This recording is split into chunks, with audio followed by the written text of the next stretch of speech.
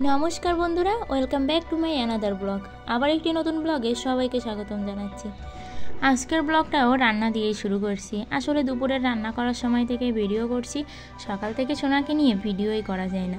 আর ইদানিং কেন জানি না কোনো নর্মাল তরকারি খেতে ইচ্ছে করছে না, সব সময় শুধু ভালো মন্দ খেতে ইচ্ছে করছে। তাই ভাবলাম এই বড় বড় মাথা দিয়ে একটু ভুনা খাওয়া যাক। তাই দুপুরে আর দেরি না করেই ভুনা রান্না করা শুরু করে দিলাম।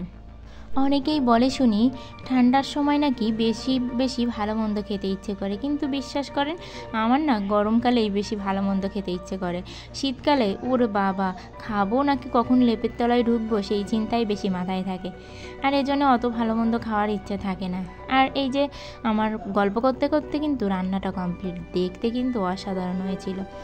আর আমি আবার রান্নায় অতটা ভালো না, তবে খারাপও রান্না করি না, খাওয়া যায়। আর এখানে তারপর দুপুরে আজ না একটা অন্য রকমের জিনিস রান্না করেছিলাম, সেটা হচ্ছে তরমুজের খোসা ভাজি। আর এটা অবশ্য আমি অনেকেই শুনেছি খেতে, কিন্তু আমি এই ফার্স্ট টাইম রান্না করলাম। আমি আগে খেয়েছি, মজাই লাগে, আর এটাও আজ বেশ মজাই লেগেছিল। ঝাল পেঁয়াজ দিয়ে ভাজি করেছিলাম।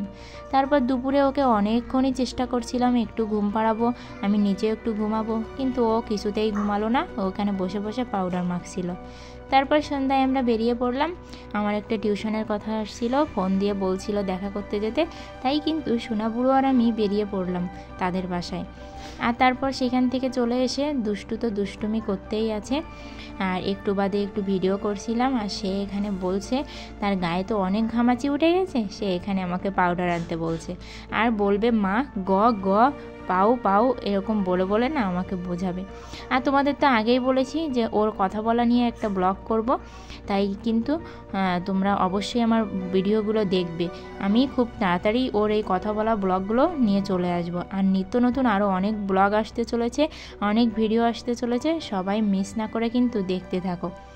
আর এখানে রাতের বেলায় ওকে একটু ছাদে নিয়ে গিয়েছিলাম, আর ছাদে গিয়ে ও অনেক দুষ্টুমি করছিল।